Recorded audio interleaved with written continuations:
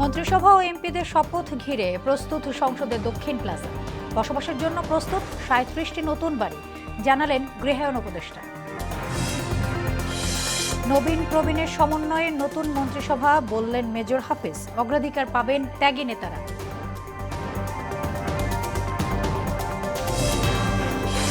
জাতীয় নির্বাচন অন্তর্ভুক্তিমূলক হয়েছে, বলছে টিআইবি। বিগত ৪ সংসদের চেয়ে এবার এমপিদের ঋণ সর্বোচ্চ। এবং আগামীর সরকারের কাছে সবার জন্য নিরাপদ রাষ্ট্রের প্রত্যাশা সাধারণ মানুষের। রাজনৈতিক ও অর্থনৈতিক স্থিতিশীলতা বজায় রাখার তাগিদ।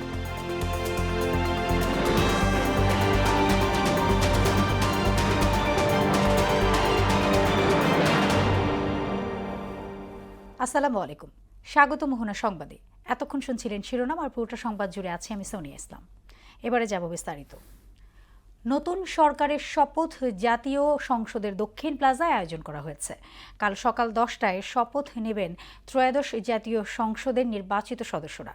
এরপর দুপুর 12টায় জাতীয় সংসদ ভবনের সরকারি দলের সভাকক্ষে সংখ্যাগরিষ্ঠ দলের সভায় সংসদ নেতা নির্বাচিত হবেন। একই দিনে বিকেল 4টায় প্রধানমন্ত্রী সহ নতুন মন্ত্রিসভার সদস্যরাও শপথ গ্রহণ করবেন। এদিকে রাজধানীর বিভিন্ন স্থানে নতুন মন্ত্রিসভার সদস্যদের জন্য ৩৭টি বাড়ি প্রস্তুত রাখা হয়েছে বলে জানিয়েছেন গৃহায়ণ ও গণপূর্ত উপদেষ্টা আদিলুর রহমান খান। সুরাইমনির রিপোর্ট। ত্রয়োদশ জাতীয় সংসদ নির্বাচনে ২/৩ বেশি আসনে জয়ী হয়ে সরকার গঠন করতে যাচ্ছে বাংলাদেশ জাতীয়তাবাদী দল বিএনপি। এরই ধারাবাহিকতায় মঙ্গলবার আনুষ্ঠানিকভাবে শপথ নিতে যাচ্ছেন নবনির্বাচিত সরকার। ওই দিন সকালে সংসদ সদস্য ও সংবিধান সংস্কার পরিষদের শপথ অনুষ্ঠিত হবে। এছাড়া বিকেলে শপথ নেবেন মন্ত্রিসভার সদস্যরা। সোমবার সচিবালয়ে গণমাধ্যম কর্মীদের সঙ্গে আলাপকালে এমনটা জানিয়েছেন নতুন মন্ত্রিপরিষদ সচিব ডক্টর নাসিমুল গনি। রীতি ভেঙে এবার নতুন সরকারের শপথ বঙ্গভবনের বাইরের সংসদের দক্ষিণ প্লাজায় আয়োজন করা হয়েছে বলেও জানান তিনি। 2 দফায় আপনার সংসদ সদস্যদের শপথ হবে। একটা তো তারা সংসদ সদস্য হিসেবে শপথ নেবেন, তার পরবর্তীকালে সংস্কার সেটার জন্য শপথ নেবেন, এবং বিকেলে যে মন্ত্রিসভার শপথ হবে।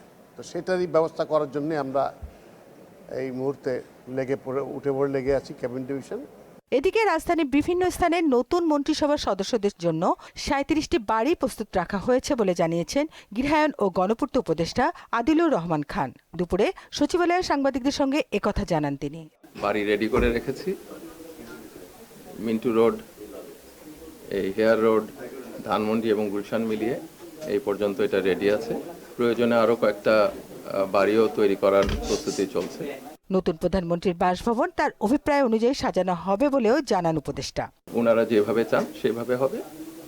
জায়গা ওনাদের সঙ্গে আলোচনা করে সিদ্ধান্ত নেওয়া হবে। সুরাইয়া মুন্নি, মোহনা সংবাদ, ঢাকা।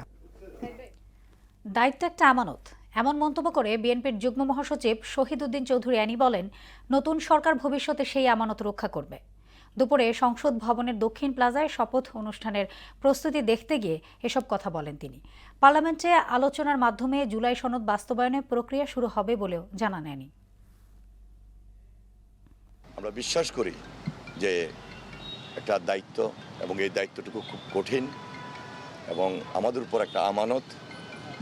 এই আমানত অবস্থান থেকে আগামী দিনে জনাব তারেক রহমানের নেতৃত্বে আমরা নতুন সরকার গঠন করব, এবং জনগণের পাশে থেকে এই আমানতটুকু যেন আমরা রক্ষা করতে পারি, মহান আল্লাহ তাআলার কাছে শুকরিয়া আদায় করছি এবং সকলের আন্তরিক সহযোগিতা কামনা করছি ইনশাআল্লাহ।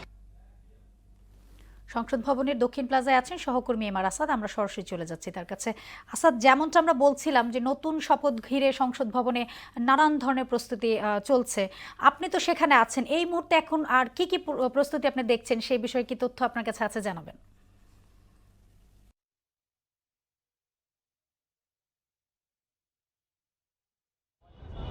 প্রস্তুতি যেটি কালকে শপথ গ্রহণের অনুষ্ঠানকে ঘিরে যদি বলি, প্রথমে বলতে হবে যে সাধারণ মানুষের আগ্রহ।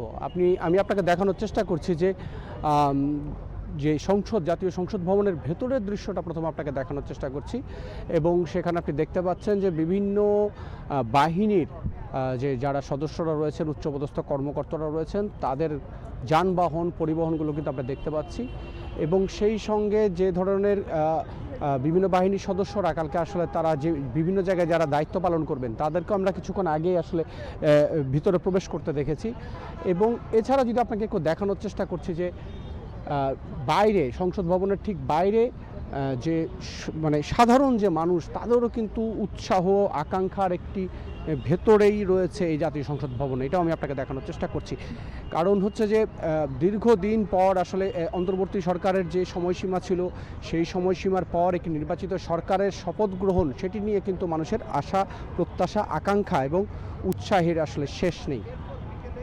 এছাড়া যে বিষয়টি আসলে জানানো যায় সেই বিষয়টি হচ্ছে যে ইতিমধ্যে আমরা জানতে পেরেছি যে এছাড়াও যে বিষয়টি আসলে আমরা জানতে পেরেছি সেটি হচ্ছে যে জাতীয় সংসদের যারা নবনির্বাচিত সংসদ সদস্য রয়েছেন সেটি যে যারা সরকার গঠন করবে বাংলাদেশ জাতীয়তাবাদী দল বিএনপি তারা যেরকম মন্ত্রিসভায় কারা থাকছেন কারা আসলে যে সংসদে বিভিন্ন জায়গায় আসলে যারা নেতৃত্ব দেবেন তাদের তালিকা নিয়ে যেরকম তারা ব্যস্ত রয়েছে, উল্টো দিকে আমরা দেখছি যে বিরোধী দলের যারা রয়েছেন তারাও কিন্তু তাদের যে বিরোধী দলের চিফ হুইপ যিনি থাকবেন সেটি সংসদীয় নেতা উপনেতা তাদেরকে নিয়েও কিন্তু আমরা নানা ব্যক্তির আসলে নাম শুনছি। তো সব মিলিয়ে আসলে রাজনৈতিক দল সাধারণ মানুষ প্রশাসন সবাই কিন্তু একটি আশা নিয়ে আসলে অপেক্ষা করছেন, উৎসাহ নিয়ে অপেক্ষা করছেন এবং তাদের এই প্রত্যাশা পূর্ণতা পাবে আগামীকাল। তো সব মিলিয়ে এখন পর্যন্ত আমার কাছে এই ছিল সবশেষ তথ্য। সোনিয়া। আসাদ, আপনাকে ধন্যবাদ। আগামী সংসদ নবীন প্রবীণের সমন্বয়ে মন্ত্রিসভা গঠিত হবে বলে জানিয়েছেন বিএনপির স্থায়ী কমিটির সদস্য হাফিজ উদ্দিন আহমেদ। যারা ফ্যাসিস্ট সরকারের বিরুদ্ধে আন্দোলন সংগ্রাম করেছেন তারাই মন্ত্রিসভায় স্থান পাবেন বলেও জানান তিনি। সোমবার দুপুরে রাজধানীর একটি আলোচনা সভায় এসব কথা বলেন হাফিজ উদ্দিন। আলোচনা সভায় মুক্তিযুদ্ধের ইতিহাস বারবার বিকৃত করেছে বলে অভিযোগ করেন তিনি। তানজিদ ভুঁইয়ার প্রতিবেদন। সোমবার দুপুরে রাওয়া ক্লাবে মুক্তিযুদ্ধের প্রধান সেনাপতি জেনারেল অবসরপ্রাপ্ত এমএজি উসমানীর ৪২তম মৃত্যুবার্ষিকী উপলক্ষে আলোচনা সভার আয়োজন করা হয়। এতে উপস্থিত ছিলেন অবসরপ্রাপ্ত সেনা কর্মকর্তা সহ বিভিন্ন কলেজের শিক্ষার্থীরা। দেশের স্বার্থে সবাইকে ঐক্যবদ্ধ থাকার উপর জোর দেন অবসরপ্রাপ্ত সেনা কর্মকর্তারা। ৫ই আগস্ট এবং ৩৬ জুলাই শিক্ষা দিয়েছে জাতিকে ঐক্যবদ্ধ হওয়া ছাড়া আমরা কোনোভাবেই পৃথিবীর বুকে শক্তিশালী জাতি হিসেবে টিকে থাকতে পারবো না। এতে সবাইকে একসাথে কাজ করে ভঙ্গুর দেশকে এগিয়ে নিতে হবে বলে জানান বিশিষ্ট বুদ্ধিজীবী ডক্টর মাহবুবুল্লাহ। আমাদের সিভিল ব্যুরোক্রেসি নানাভাবে বিভক্ত। ব্যুরোক্রেসি হবে নিরপেক্ষ এবং ব্যুরোক্রেসি হবে যেটাকে বলা যায় একটা ইম্পার্শিয়াল অর্গানাইজেশন। আলোচনা সভায় মুক্তিযুদ্ধের ইতিহাস বারবার বিকৃত করেছে অভিযোগ করে বিএনপির স্থায়ী কমিটির সদস্য হাফিজ উদ্দিন আহমেদ বলেন, দেশকে বারবার বাকশাল কায়েম করেছিল আওয়ামী লীগ। বাংলাদেশের সাইলেন্ট মেজরিটি তারা অত্যন্ত দেশপ্রেমিক, শান্ত শিষ্টভাবে দৃঢ়ভাবে নীরবে কোনো ধরনের গণ্ডগোল ব্যতি রেখে দেশের ইতিহাসের সবচেয়ে সুষ্ঠু নির্বাচনটি তারা উপহার দিয়েছে জাতিকে ১২ই ফেব্রুয়ারি তারিখে। এদেশের মানুষকে কেউ দাবিয়ে রাখতে পারবে না উল্লেখ করে হাফিজ উদ্দিন বলেন, এবারের নির্বাচনে সেনাবাহিনীর ভূমিকা ছিল প্রশংসনীয়। আমি বাংলাদেশ সামরিক বাহিনীকে আন্তরিক ধন্যবাদ জানাই ১২ই ফেব্রুয়ারির একটি সুষ্ঠু নির্বাচন উপহার দেওয়ার জন্য। এই নির্বাচন প্রমাণ করে যে আমাদেরকে কেউ দাবিয়ে রাখতে পারবে না।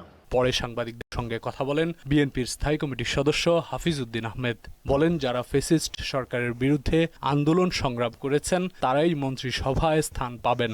দীর্ঘদিন এই ফ্যাসিস্ট সরকারের বিরুদ্ধে আন্দোলন সংগ্রাম করেছে, অবদান রেখেছে, তারা নিশ্চয়ই এই মন্ত্রিসভায় স্থান পাবেন। দুর্নীতি নিয়ে যাদের কোনো বদনাম নাই এ ধরনের ব্যক্তিরাই মন্ত্রিসভায় স্থান পাবেন। যাদের দক্ষতা আছে, জনগণের মধ্যে জনপ্রিয়তা আছে এবং স্বাধীনতা সার্বভৌমত্ব অক্ষুণ্ণ রাখার ক্ষেত্রে যারা কখনোই কোনো আপোষ করে না, এই ধরনের ব্যক্তিরা মন্ত্রিসভায় থাকবেন বলে আমি আশা করি। এ সময় দুর্নীতি, আইনের শাসন প্রতিষ্ঠা, অর্থনৈতিক উন্নয়ন সহ দেশকে এগিয়ে নিতে সবার সহযোগিতা কামনা করেন বিএনপির স্থায়ী কমিটির সদস্য। আইন শৃঙ্খলা পরিস্থিতিকে সঠিক মাত্রায় নিয়ে আসা, জনগণের প্রত্যাশার সাথে যাতে এর মিল থাকে সেই পর্যায়ে উন্নীত করা, এটা একটি বড় চ্যালেঞ্জ হবে। তানজিদ ভুঁইয়া, মোহনা সংবাদ, ঢাকা। জাতীয় সংসদ নির্বাচনে কোনো ইলেকশন ইঞ্জিনিয়ারিং হয়নি উল্লেখ করে এবার অন্তর্ভুক্তিমূলক নির্বাচন হয়েছে বলে দাবি করেছেন ট্রান্সপারেন্সি ইন্টারন্যাশনাল বাংলাদেশ টিআইবি। বিগত 4 সংসদের চেয়ে এবার এমপিদের ঋণ সর্বোচ্চ বলেও জানায় সংস্থাটি। টিআইবির হলফনামা ভিত্তিক বিশ্লেষণে এমন তথ্য উঠে এসেছে। আরও জানাচ্ছেন উষা ফেরদৌস। রাজধানীর মাইডাস সেন্টারে ত্রয়োদশ জাতীয় সংসদ নির্বাচন প্রক্রিয়া ও হলফনামা ভিত্তিক পর্যবেক্ষণ শীর্ষক প্রতিবেদন প্রকাশ করে ট্রান্সপারেন্সি ইন্টারন্যাশনাল বাংলাদেশ টিআইবি। এতে বলা হয়, দলভিত্তিক হিসাবে বিএনপির নির্বাচিত সংসদ সদস্যদের মধ্যে 189 জন কোটিপতি, যা দলটির সংসদ সদস্যের 90.87%। জামায়াতে ইসলামীর ক্ষেত্রে কোটিপতির সংখ্যা 38 জন, যা 55.07%। অস্থাবর সম্পদের হিসেবে প্রায় 184 জনকে আমরা পেয়েছি তারা কোটিপতি, এবং 1 কোটি টাকার নিচে আসলে আছে 37.54% সংসদ সদস্যের অস্থাবর সম্পদ। 1 কোটি থেকে 10 কোটি আছে 46.42%, 10 কোটি থেকে 50 কোটি 11.6%।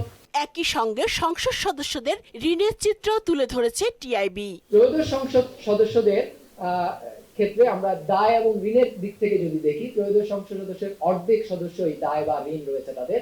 দলগতভাবে বিএনপিতে এই হার 62% এবং জামায়াত ইসলামীতে এই হার 16%-এর মতো। এতে টিআইবির নির্বাহী পরিচালক ডক্টর ইফতেখারুজ্জামান বলেন, নির্বাচন অন্তর্ভুক্তিমূলক হয়েছে। সার্বিকভাবে নির্বাচন গ্রহণযোগ্য মাত্রায় সুষ্ঠু, অংশগ্রহণমূলক এবং প্রতিযোগিতামূলক এবং অন্তর্ভুক্তমূলক হয়েছে। তা সত্ত্বেও নির্বাচনে প্রতিদ্বন্দ্বী দল এবং প্রার্থীরা অনেক ক্ষেত্রে আচরণবিধির প্রতিপালনে পুরোপুরিভাবে সক্ষম হয়নি। এবারের সংসদেও ব্যবসায়ী পেশার প্রার্থীরাই সবচেয়ে বেশি, প্রায় 60%। এবারের সংসদে ব্যবসায়ী পেশা সবচেয়ে বেশি, মূল পেশা ব্যবসা, প্রত্যক্ষভাবে পেশা তাদের হার হচ্ছে প্রায় 60%, 59.9%। নির্বাচন প্রতিহত করার ঘোষণা থাকলেও মাঠ পর্যায়ে আওয়ামী লীগের নেতা কর্মীদের একটি অংশ ভোটার হিসেবে অংশ নিয়েছে বলেও জানায় টিআইবি। বাংলাদেশের রাজনীতির যে ধারাগুলো, নির্বাচন জয়ের জন্য জয়ী হতেই হবে। উষা ফেরদৌস, মোহনা সংবাদ, ঢাকা। নতুন সরকারের গতিশীল নেতৃত্বে একটি অন্তর্ভুক্তিমূলক রাষ্ট্রের প্রত্যাশার কথা জানিয়েছেন সাধারণ মানুষ। খাদ্য, বস্ত্র, বাসস্থানের মতো মৌলিক অধিকারের পাশাপাশি দ্রুত আইনের শাসন প্রতিষ্ঠার দাবি জানান তারা। স্থিতিশীল, সমৃদ্ধ ও গণতান্ত্রিক ভবিষ্যতের জন্য নতুন সরকারের দিকেই তাকিয়ে সাধারণ মানুষ। তারা বলছেন, বাংলাদেশকে এগিয়ে নিতে হলে উন্নয়ন এবং জনপ্রত্যাশার বাস্তবায়নে বেশি গুরুত্ব দিতে হবে। আমরা এমন একটা মন্ত্রিসভা চাই যে মন্ত্রিসভার মধ্যে আমাদের দেশের উন্নয়ন হবে, আমাদের এলাকার উন্নয়ন হবে, আমাদের প্রতিটা জনগণের উপকার হবে। ভালো উদ্যোগকে নিয়ে সুন্দর দেশ পরিচালনা করতে পারে অভিজ্ঞ মন্ত্রীদেরকে নিয়ে, উদ্যোগকে নিয়ে আমাদের মন্ত্রিসভা গঠন করলে দেশের পরিচালনা সুন্দর হবে। যাদের বিরুদ্ধে দুর্নীতির অভিযোগ আছে, এরকম কোনো এমপিকে যেন মন্ত্রী না করে, এবং এর পাশাপাশি আমরা যারা পূর্বে রাষ্ট্র পরিচালনার অভিজ্ঞতা রয়েছে, পূর্বে মন্ত্রী পরিষদে ছিলেন, আমরা তাদেরকে দিয়ে আমরা মন্ত্রী পরিষদ গঠন চাই। ভঙ্গুর অর্থনৈতিক পরিস্থিতি পুনরুদ্ধারে নতুন সরকারের কাছ থেকে কার্যকর পদক্ষেপ চান সাধারণ মানুষ। শিল্প কারখানা ঢেলে সাজানোর পাশাপাশি সুশাসন প্রতিষ্ঠান সহ দুর্নীতি দমনের তাগিদও দেন তারা। এছাড়া জানমালের নিরাপত্তায় নবগঠিত সরকার কার্যকর ভূমিকা রাখবে বলে প্রত্যাশা জানান দেশের মানুষ। শ্রমিক থেকে শুরু করে খেটে খাওয়া মানুষের দিকে এই সরকারের নজরটা বেশি রাখা উচিত। বিগত দিনে যে ফেসিস তৈরি হয়েছিল, আগামী বাংলাদেশ জাতীয়তাবাদী দল বিএনপির পক্ষ থেকে যেন এরকম ফেসিস তৈরি না হয়, সেই প্রত্যাশা থাকবে জনাব তারেক রহমান সাহেবের পক্ষ থেকে, তারেক রহমান সাহেবের কাছে। চাওয়ার একটি, ওনারা রাষ্ট্র ভালোভাবে চালাবে, সবার সমাজ সংগঠিতভাবে যাতে মিলেমিশে চলতে পারে, রাষ্ট্রের মধ্যে মানুষের সুন্দর সুশৃঙ্খলা বজায় রেখে, ওটাই সবচেয়ে উত্তম। এবং রাষ্ট্রীয় সরকার থাকা হলো যেহেতু আমাদের জানমালের নিরাপত্তা। বিশ্বজুড়ে শুরু হতে যাচ্ছে পবিত্র রমজান মাস। চাঁদ দেখার উপর নির্ভর করে কোনো দেশে শুরু হবে 18 ফেব্রুয়ারি, আবার কোথাও 19 ফেব্রুয়ারি। এবার বিভিন্ন দেশে রোজা রাখার সময় সর্বনিম্ন 11:30 থেকে সর্বোচ্চ 15.5 ঘন্টা হতে পারে রমজান। এদিকে পবিত্র রমজান মাস শুরু উপলক্ষে বিশ্ববাসীর প্রতি শান্তি ও সংহতির আহ্বান জানিয়েছেন জাতিসংঘের মহাসচিব অ্যান্তোনিও গুতেরেস। বিস্তারিত ডেস্ক রিপোর্টে। বিশ্বজুড়ে শুরু হতে যাচ্ছে পবিত্র রমজান মাস। ভৌগোলিক অবস্থান আর ঋতুর কারণে সব দেশে রোজার সময় এক হবে না। চাঁদ দেখার ওপর নির্ভর করে কোনো দেশে রমজান মাস শুরু হবে 18 ফেব্রুয়ারি, আবার কোথাও তার পরদিন। জ্যোতির্বিজ্ঞানীরা বলছেন এবার বিভিন্ন দেশে রোজা রাখার সময় তুলনামূলক কম, সর্বনিম্ন 11.5 ঘন্টা থেকে সর্বোচ্চ 15.5 ঘন্টা পর্যন্ত হতে পারে। এবছর সবচেয়ে দীর্ঘ সময় রোজা রাখবে নিউজিল্যান্ডের মুসলমানরা। অন্যদিকে সবচেয়ে স্বল্প সময়ের রোজা পালিত হবে ফ্রান্স, আইসল্যান্ড, গ্রিনল্যান্ড ও ফিনল্যান্ডে। এদিকে পবিত্র রমজান উপলক্ষে বিশ্ববাসীর প্রতি শান্তি, মানবিকতা ও সংহতির আহ্বান জানিয়েছেন জাতিসংঘের মহাসচিব অ্যান্তনিও গুতেরেস। এক বার্তায় তিনি বলেন, পবিত্র রমজান হল বিশ্বজুড়ে মুসলমানদের জন্য আত্মচিন্তা ও প্রার্থনার পবিত্র সময়। বিভেদ দূর করা সহ নির্যাতনের কারণে কষ্টে থাকা মানুষের কাছে সহায়তা পৌঁছে দিতে এবং প্রত্যেক মানুষের অধিকার রক্ষায় রমজানের চিরন্তন বার্তাকে স্মরণ করার আহ্বান জানান গুতেরেস। আফরিন পপি, মোহনা সংবাদ। এবার আন্তর্জাতিক সংবাদ। সৌদি আরবে সড়ক দুর্ঘটনায় লক্ষ্মীপুরের রামগঞ্জ উপজেলার একই পরিবারের 5 জন সহ মোট 6 জন নিহত হয়েছেন। রোববার দিবাগত রাতে এই দুর্ঘটনা ঘটে। নিহতরা হলেন রামগঞ্জ উপজেলার নলচড়া গ্রামের প্রবাসী মোহাম্মদ মিজানুর রহমান, তার স্ত্রী ফারজানা ইয়াসমিন সুমুই, 3 কন্যা মেহেরা ফরোজ, ফাইজা ইসলাম ও ফারজিন নূর সুভা এবং গাড়ির চালক বাবর। দুর্ঘটনার খবর ছড়িয়ে পড়ায় এলাকায় নেমে এসেছে শোকের ছায়া। সৌদি টাইম 11টা, বাংলাদেশ টাইম রাত 2টায় গাড়ি অ্যাক্সিডেন্ট করে মিজানের ফ্যামিলি সহ মিজানের 3 মেয়ে সহ মারা গেছে, আমরা এতটুকু জানি। গত কিছুদিন আগে ওনার পরিবারকে উনি উমরা হজে নেয়। আজকে ভোর রাত্রে উনি উমরা করে বাসায় ফেরত অবস্থায় রওনা অবস্থায় গাড়ি অ্যাক্সিডেন্ট করে। মার্চের 7 তারিখে বিয়ে করছে, গেছে আগস্টে গেছে। গাজা, লেবানন ও সিরিয়া সীমান্তে ইসরায়েলি হামলায় অন্তত 15 জন নিহত হয়েছেন। ফিলিস্তিনের ওপর একাধিক বিমান হামলা চালানো হয়। ইসরায়েল বলছে তারা সন্ত্রাসী লক্ষ্যবস্তুতে আঘাত হেনেছে। এদিকে গাজা পুনর্গঠন নিয়ে আন্তর্জাতিক পর্যায়ে আলোচনা শুরু হতে যাচ্ছে। বিস্তারিত প্রিয়াঙ্কা নিতুর ডেস্ক রিপোর্টে। যুদ্ধবিরতির কারণে কয়েক মাস শান্ত ছিল গাজা ইসরায়েল পরিস্থিতি, তবে আবারও নতুন শঙ্কা। রোববার ইসরায়েলি হামলায় গাজা সহ লেবানন, সিরিয়া সীমান্তে অন্তত 15 জন নিহত হয়েছে। ফিলিস্তিনের সিভিল ডিফেন্স ও স্বাস্থ্য কর্মকর্তারা জানান, হামলায় উত্তর গাজার একটি শিবিরে 6 জন এবং দক্ষিণ গাজায় 5 জন নিহত হয়। ইসরায়েল প্রতিরক্ষা বাহিনী IDF জানায়, হামাসের যুদ্ধবিরতির লঙ্ঘনের জবাবে তারা সন্ত্রাসী লক্ষ্যবস্তুতে আঘাত হেনেছে। ইসরায়েলি বাহিনী নিয়ন্ত্রণাধীন এলাকায় একটি সুড়ঙ্গ থেকে বেরিয়ে আসা যোদ্ধাদের লক্ষ্য করে হামলা চালানো হয়। অন্যদিকে লেবানন সিরিয়া সীমান্তের কাছে মাজদাল আনজার এলাকায় ইসরায়েলি বিমান হামলায় অন্তত 4 জন নিহত হয়েছেন। লেবাননের স্বাস্থ্য মন্ত্রণালয়ের তথ্য অনুযায়ী একটি গাড়িতে চালানো এ হামলায় 4 জন প্রাণ হারান। ফিলিস্তিনি ইসলামিক জিহাদি সদস্যদের লক্ষ্য করে হামলা চালানো হয়েছে বলে দাবি IDF-এর। এদিকে যুদ্ধ পরবর্তী গাজা পুনর্গঠন নিয়ে আলোচনা করতে 19 ফেব্রুয়ারি ওয়াশিংটনে বোর্ডের প্রথম বৈঠক হওয়ার কথা রয়েছে। ডোনাল্ড ট্রাম্প জানান, গাজা পুনর্গঠন ও সেখানকার বাসিন্দাদের মানবিক সহায়তার অংশ হিসেবে $500 কোটি বেশি অর্থ দানের ঘোষণা দেয়া হবে। তিনি হামাসকে নিরস্ত্রীকরণে এগিয়ে আসার আহ্বান পুনর্ব্যক্ত করেন। সব মিলিয়ে গাজা ও আশেপাশের অঞ্চলে সামরিক উত্তেজনা, কূটনৈতিক তৎপরতা এবং মানবিক সংকট একসঙ্গে জটিল পরিস্থিতির সৃষ্টি করেছে। প্রিয়াঙ্কা নিতু, মোহনা সংবাদ। আগামী 23 ফেব্রুয়ারি থেকে মাঠে গড়াবে ওয়ানডে ফরম্যাটের BCL আসরের সবগুলো ম্যাচই হবে বগুড়া ও রাজশাহীতে, তবে ফাইনাল ম্যাচ হবে মিরপুর শেরেবাংলা জাতীয় ক্রিকেট স্টেডিয়ামে। এই আসরের জন্য রোববার 4 দলের অধিনায়ক ও স্কোয়াড ঘোষণা করেছে BCB, যেখানে সাউথ জোনের দায়িত্বে মেহেদী হাসান মিরাজ, নর্থ জোনে নাজমুল হোসেন শান্ত, ইস্ট জোনে ইয়াসির আলী চৌধুরী এবং সেন্ট্রাল জোনের অধিনায়ক মাহিদুল ইসলাম অঙ্কন। শেষ করব মোহনা সংবাদ, যাবার আগে শিরোনামগুলো আরও একবার।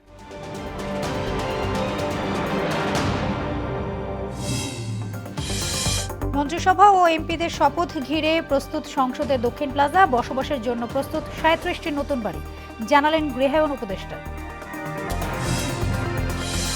নবীন প্রবীণের সমন্বয়ে নতুন মন্ত্রিসভা, বললেন মেজর হাফিজ। অগ্রাধিকার পাবেন ত্যাগী নেতারা।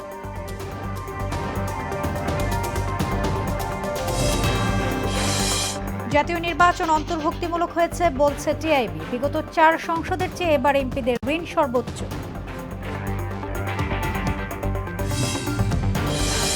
এবং আগামী জন্য নিরাপদ রাষ্ট্রের প্রত্যাশা সাধারণ মানুষের, রাজনৈতিক ও অর্থনৈতিক স্থিতিশীলতা বজায় রাখার তাগিদ।